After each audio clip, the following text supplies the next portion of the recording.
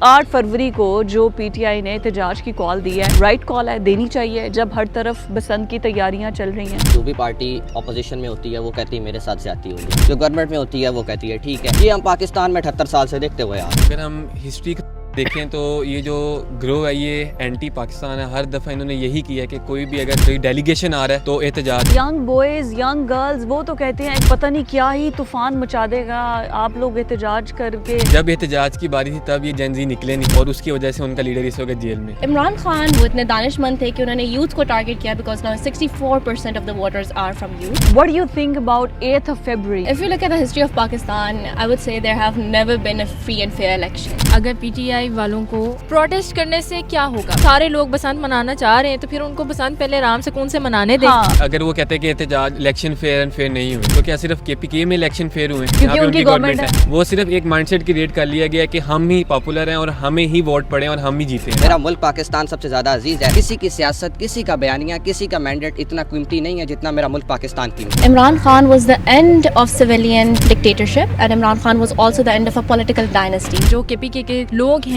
उनके पास इतनी फैसिलिटीज नहीं है जितनी यहाँ लाहौर पंजाब में है। हकीकत छुप नहीं सकती बनावट के असूलों से, खुशबू कभी आ नहीं सकती कागज के फूलों से। गुजदार साहब थे, उन्होंने क्या किया? सुबह का बजट कहाँ गया? किसी को भी नहीं कुछ पता। अस्सलाम वालेकुम एवरीवन, दिस इज़ मी फ़ैज़ा रियाज। आप सबको खुशामदीद जेनजी स्पीक में। आज का इशू और टॉपिक हमारा बहुत इंटरेस्टिंग होने जा रहा है। एक तरफ तो पूरे ज़ोरों शोर से लाहौर के अंदर कह ले कि पूरे पंजाब में ही बसंत की तैयारियां चल रही हैं और खूब बसंत को सेलिब्रेट किया जाएगा। बट उसी के साथ 8 फरवरी जो कि इलेक्शन डे था, 2024 में इंतखाबात हुए और फिर से शटर डाउन हड़ताल, मुल्क गिर एहतजाज का ऐलान किया गया है पीटीआई की जानिब से। तो ये जो न्यू जनरेशन है ये इसके हवाले से क्या सोचती है? क्या इनको अभी भी कन्फ्यूजन है कि फॉर्म 45 और 47 की वजह से ही जो है ये सारे का सारा मसला स्टार्ट हुआ है? सो बॉयज़, हम बॉयज़ से स्टार्ट करें कि गर्ल्स से स्टार्ट करें?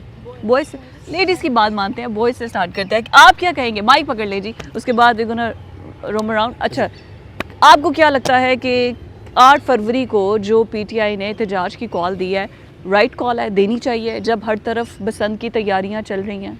देखें जी, इसमें तो कोई दो राय नहीं है कि जो भी पार्टी अपोजिशन में होती है वो कहती है मेरे साथ ज्यादती हुई है, जो गवर्नमेंट में होती है वो कहती है ठीक है। ये हम पाकिस्तान में 78 साल से देखते हुए आ रहे हैं, इसमें तो कोई दो राय नहीं है। लेकिन ये कि इसमें पहले देखा जाए तो अक्सर तहरीक इंसाफ ने कॉल दी हुई थी, उसके बाद फिर बसंत का, यानी कि दोनों इत्तफाकन आ गए इकट्ठे या जिस तरह भी आप ले लें। अच्छा। आ गए, ठीक है। उसमें यह था कि फ़िलहाल अगर गवर्नमेंट ने एक अच्छा अपॉर्चुनिटी दी है पंजाब, ख़ास तौर पर लाहौरियों को, और ज़िंदा दिलाने लाहौरियों को परमिशन अगर मिल गई है बसंत की, तो पाकिस्तान तहरीक इंसाफ को चाहिए कि कुछ दिनों के लिए उसको छोड़ दें, क्योंकि इस वक्त पाकिस्तान का इमेज जो है वो फिर ख़राब होगा, वो इमेज ख़राब होगा। ये आपको ऐसा लगता है कि उनको थोड़ा सा रोक देना चाहिए, फ़िलहाल रोक देना चाहिए, क्योंकि पाकिस्तान की रिप्रेजेंटेशन है बसंत इस टाइम। मैं भी एग्री करता हूँ इसी बात से कि थोड़ा सा आगे ले जाएं डेट को। 8 फरवरी को इलेक्शन हुए, 8 फरवरी को ही करेंगे ना एहतजाज, 9 को थोड़ी करेंगे। अब मरीम नवाज तो रह गई इस चीज़ से कि वो बसंत को आगे कर लें, लेकिन लेकिन अनाउंसमेंट हो गई तो फिर उसके बाद भी पाकिस्तान को लोग देख रहे होते हैं इस टाइम के बसंत को तो आगे कर सकते हैं, हाईलाइट है ना, और फिर एहतजाज को भी उसी के मुताबिक कर सकते हैं। बताएं जी, आपको क्या लगता है? अगर हम हिस्ट्री को थोड़ा सा देखें तो ये जो ग्रो है ये एंटी पाकिस्तान है। हर दफ़ा इन्होंने यही किया है कि कोई भी अगर कोई डेलीगेशन आ रहा है तो एहतजाज, कोई फेस्टिवल आ रहा है तो एहतजाज। अगर आप देखें लास्ट में तो टर्की का डेलीगेशन आना था तो इन्होंने एहतजाज की कॉल दे दी। अब फेस्टिवल है और फिर एहतजाज की कॉल। लेकिन आपको जनरेशन तो आप एक्स पे अकाउंट्स ले, आप जैसे यंग बॉयज़, यंग गर्ल्स, वो तो कहते हैं कि जी पता नहीं क्या ही तूफान मचा देगा, आप लोग एहतजाज करके और हम तो पूरा सपोर्ट करेंगे। और जब एहतजाज की बारी थी तब ये जेनजी निकले नहीं। अच्छा। ठीक है, और उसकी वजह से उनका लीडर इस वक्त जेल में। ठीक है, जेन जी की वजह से लीडर जेल में है। जेन जी की वजह से लीडर जेल में। ये तो ज्यादती है। ये कैसे ज्यादती है? जेन जी की वजह से थोड़ी है। कैसे? वो तो अपनी वजह से है ना, कुछ पॉलिसीज उनकी अपनी खराब होती हैं। अच्छा। देखें, कुछ पॉलिसीज भी खराब होती हैं इसके पीछे, क्योंकि पॉलिटिक्स ना, वो जो मैं सीधी बात करूंगा, जो मैं नजर आती वो नहीं होती। पॉलिटिक्स के पीछे बहुत लंबी गेम होती है, बहुत लंबी कहानी होती है। तो हम जो देखते हैं वो जेन जी की वजह से कैसे हैं, उनके अपने भी तो कुछ इकदाम ऐसे थे कि जो उनके अपने ही अगेंस्ट पड़ गए, अपने पाँव पे कुल्हाड़ी मारना हमने सुना हुआ है। तो कुछ उनके इस तरह के भी इकदाम थे जो उनके गले पड़े। लीडर को निकालने के लिए हाँ बोले, जब लीडर को निकालने के लिए 2-3 सूबे मिल के अगर आ रहे हैं, एहतजाज कर रहे हैं, इस्लामाबाद जा रहे हैं और वो कह रहे हैं अपनी अवाम को निकलो, आओ और अपने लीडर को निकालो, तो अवाम नहीं निकली ना। तो लीडर अभी भी वहीं का वहीं है। अच्छा, आप लोगों के क्या, अच्छा चले गर्ल्स से पूछते हैं, गर्ल्स क्या कहती हैं जो फॉर्म 45 और 47 वाली सियासत, आपको लगता है कि ये जो एक आप लोग जंजी नहीं तूफान, मैं तो आपकी गुफ्तगू सुन के हैरान हो गई हूँ, लेकिन वो तो कहते हैं कि जी ये 47 तो फेक है, हम 45 को मानते हैं। जब आपकी मुल्क की फॉरेन पॉलिसी आपके यूएसए चला रहा हो, उस मुल्क में आप क्या एक्सपेक्ट करते हैं कि आपका डिसिप्लिन होगा?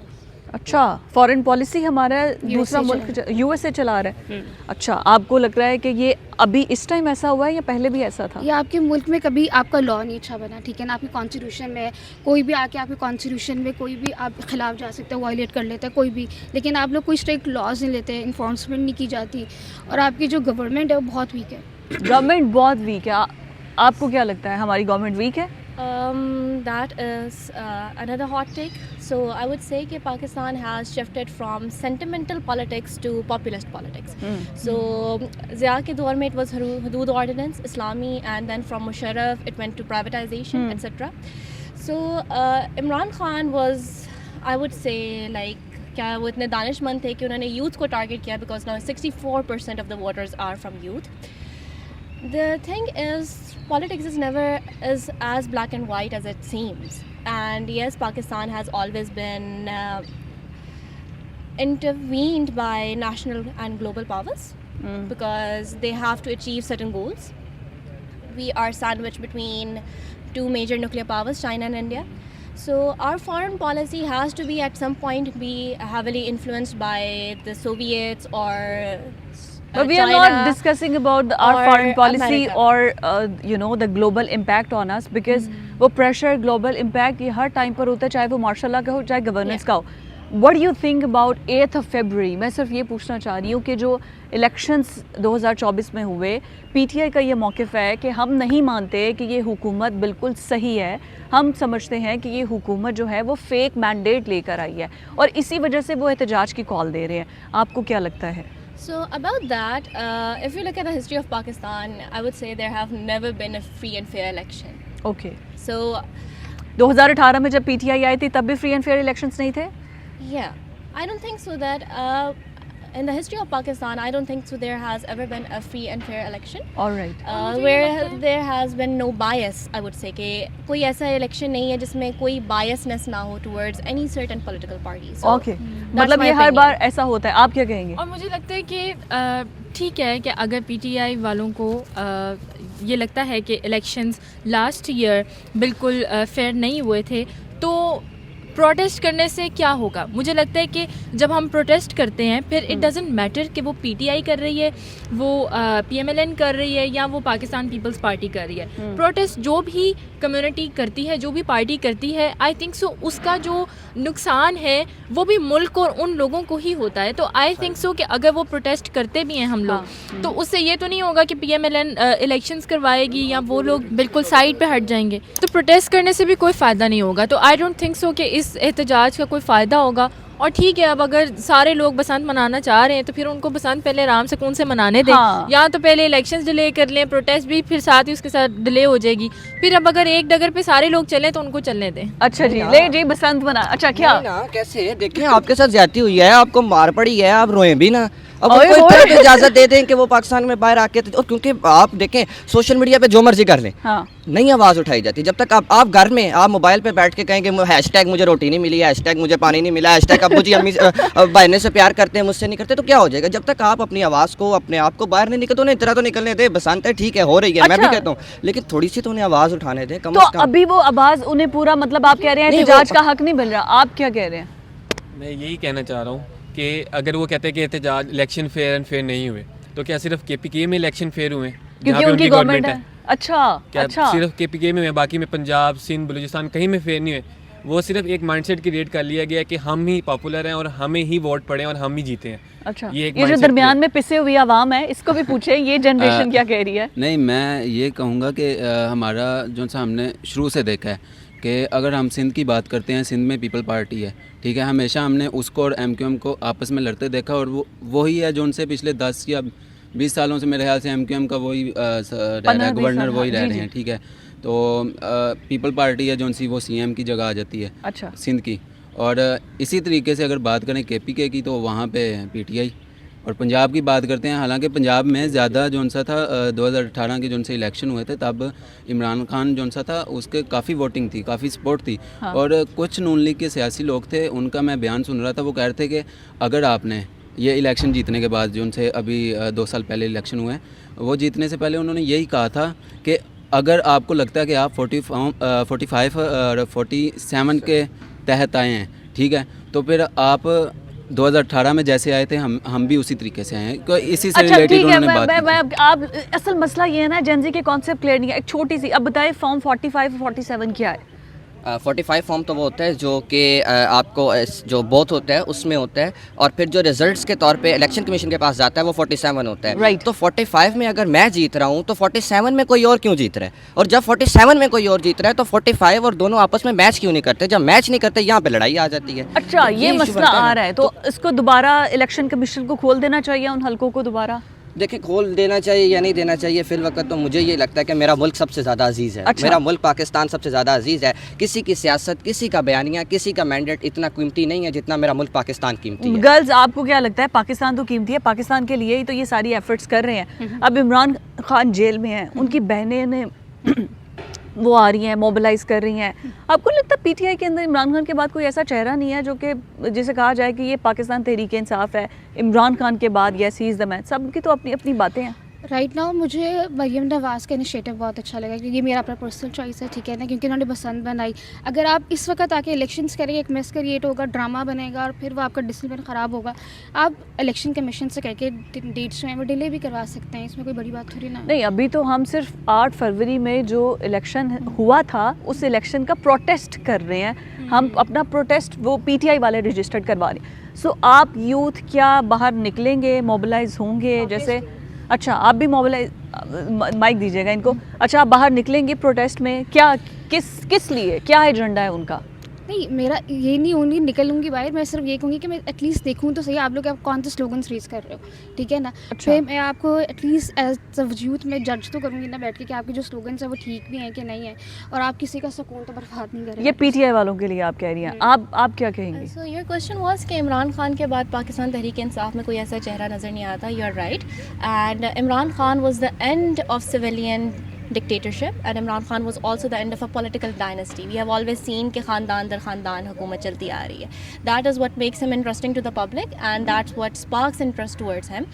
Secondly, जो बात है populist governance की, Imran Khan was a populist leader, and the second trend that is emerging right now is Maryam Nawaz Sharif Okay. is a populist leader. So there was a trend that a handsome man is leading us, and now there's a trend that a pretty woman is leading us. Yes, but I absolutely. Don't think so कि हम protest जाके उसको protest को join करेंगे, because अगर वो हो भी जाती है तो फैसला जो होना था वो हो गया है, गवर्नमेंट जो आनी थी वो आ गई है, अच्छा, ठीक है, और मुल्क में जो काम भी होने थे या नहीं होने थे वो सब कुछ हो रहा है। आपको लग रहा है कि मतलब केपीके के अंदर जो 15 साल से हुकूमत है पीटीआई की, दैट इज़ रियली गुड और बहुत अच्छे काम वहाँ पे नहीं, हो आई रहे हैं? डोंट थिंक सो, मुझे Why? नहीं लगता, बिकॉज हम लोगों ने जैसे हमने जितने इंटरेक्टिव सेशंस भी किए हैं उसमें हमें लगता है कि जो केपीके के लोग हैं उनके पास इतनी फैसिलिटीज़ नहीं है जितनी यहाँ लाहौर और पंजाब में है, और केपीके की गवर्नमेंट बेशक बड़ी इनको अच्छी बताएं। कंसिस्टेंट चल रही है इनको बताएं। लेकिन वहाँ पर रिसोर्सेज नहीं है, वहाँ पर एजुकेशन उनका जो डिपार्टमेंट है वो अच्छा नहीं है, ठीक है, हेल्थ सर्विसेज नहीं अच्छा, है। बताएं जल्दी बताएं। चारों सूबे वफाक के अंडर आते हैं जी। आते हैं। इस वक्त गवर्नमेंट किन के पास है? सूबों के अंडर छोड़ नहीं दे। आते। 18वीं तरमीम के बाद सूबों को इख्तियारात मिल चुके हैं। हैं। जी, उससे हाँ। पहले तो आते थे ना। जी। तो उससे पहले भी तो गवर्नमेंट जो उनके पास थी उन्होंने उस सूबे के लिए क्यों नहीं कुछ किया? लेकिन अलबत्ता, अभी तो 15 साल देखिए, से वो 18 चल की बात रहे भी हैं ना। करता हूँ मैं। मेरे देखिए, रियलिटी जो होती है कि आप वो बताएं। एक शेर के मुताबिक ये कि हकीकत छुप नहीं सकती बनावट के असूलों से, खुशबू कभी आ नहीं सकती कागज़ के फूलों से। तो ये है कि हकीकत है, रियलिटी है। अगर पाकिस्तान तहरीक इंसाफ के पास भी जब वफाक रहा, जब पंजाब रहा, उन्होंने भी अपने सूबे के लिए काम नहीं किया, जो कि रियलिटी है। लेकिन ये है कि आप उन पे क्लेम करते हैं जी कि एक साइड आपकी काम नहीं कर रही, तो जब आपके पास था आपने क्या काम करके उन सूबे के लिए दिया है? आप बताएं। अब भी आपके पास है, पंजाब भी आपके पास है, सिंध भी आपके साथ, इत्तेहाद के साथ है, केपीके भी आपके, मिसाल के तौर पे आपको दे देते हैं, आप रख लें। लेकिन आपने अपने टाइम में उनके लिए क्या किया? छोड़ दे, इमरान खान ने गलत किया होगा, मैं भी मान लेता हूँ इमरान खान ने गलत किया। बताइए आपने जी, क्या किया? आपको क्या लगता है क्या किया है जी? सूबे अपने इख्तियारात सूबों के पास है। वफाक क्या करता है, वफाक बजट सूबों को दे देता है। अब सूबे का जिम्मेदारी है कि सूबे का जो बजट उसको असाइन हो वो अपने सूबे के अंदर लगाए और yes। डेवलपमेंट करे, हाँ ठीक है। जी। अगर सूबा नहीं लगा रहा और उसको खाई जा रहा है, लास्ट में हमने देखा कि बुजदार साहब थे, उन्होंने क्या किया, सूबे का बजट कहाँ गया किसी को भी नहीं कुछ पता। 2.5 साल के अंदर कहाँ गया फराह बजट? गोगी को शायद पता हो, हाँ उनको लाजमी पता होगा कि उनके पास होगा, ठीक है। आपको पता है और उनके नाम का? अच्छा अच्छा उनको अच्छा। पता होगा लाजमी। आपको पता है उनके नाम का? फराह गोगी का नहीं, इनको नहीं पता। अच्छा, यहाँ मैं बात करता हूँ, जैसे भाई ने कहा कि बजट के हवाले से भी, ठीक है। अब KPK की जो सी गवर्नमेंट है वो अब मरियम नवाज़ की तरह ऐड चला चला के नहीं दिखा सकती कि भाई हम कहाँ काम कर रहे हैं, कहाँ नहीं कर रहे, ठीक है। क्योंकि मैं खुद मानसरा एबटाबाद का रहायशी हूँ, जी जी, आप मैं खुद KPK का हूँ, ठीक है। तो वहाँ पे मैंने ज़्यादातर जो सी आवाम है एबटाबाद की, ठीक है, जहाँ से मैं बिलोंग करता हूँ, वहाँ की जो सी आवाम है वो हमने देखी है कि वो KPK में रह के वो PTI को सपोर्ट कर रहे हैं, अच्छा ठीक है। ज़्यादातर आवाम जो हाँ, सी है, ठीक है। जहाँ तक मैंने नहीं देखा है, वो ठीक है। कर रही है तभी तो वहाँ पे तो फ्री एंड वही फेयर मैं भाई को इलेक्शंस ये हुए कह हैं, रहा है ना? हूँ, वही मैं भाई को ये कह रहा हूँ, फ्री एंड फेयर इधर भी नहीं हुए, हाँ, इधर भी नहीं इधर भी नहीं हुए। मैं अपनी बात करता हूँ, मैं अपनी एग्जांपल देता हूँ। बताएं मैं जी। वोट देने गया था, मैंने ID कार्ड अपना चेक करवाया, उन्होंने कहा आपका वोट नहीं है। मैं सेकंड जो सा वो चेक कर रहे होते हैं उनके पास गया, ठीक है। तो उन्होंने कहा कि भाई आपका एबटाबाद में बना है वोट, ठीक है, क्योंकि मेरा सेकंड एड्रेस उधर उधर गया। उन्होंने कहा उधर बना है, ठीक है। थर्ड पार्टी के पास गया, मैंने कहा आप भी चेक कर लें। उन्होंने चेक किया, वो कहते भाई आपका नहीं बना हुआ। बात चल रही है यहाँ पे, मीन्स के मैं बात कर रहा हूँ ना, मैं वही बात कर रहा हूँ ना कि हमें यही कंफर्म नहीं है कि भाई कि हमारा वोट बना भी है कि नहीं बना। बना मतलब वोटर लिस्ट ही नहीं, नाम नहीं है। मेरा यहाँ पे आप PTI वालों से एक ही सवाल है कि आप लोगों की मेल प्रैक्टिस तो वीक ही है, ठीक है ना। आपके जो लीडर्स हैं जो कहते हैं वो करते तो है नहीं।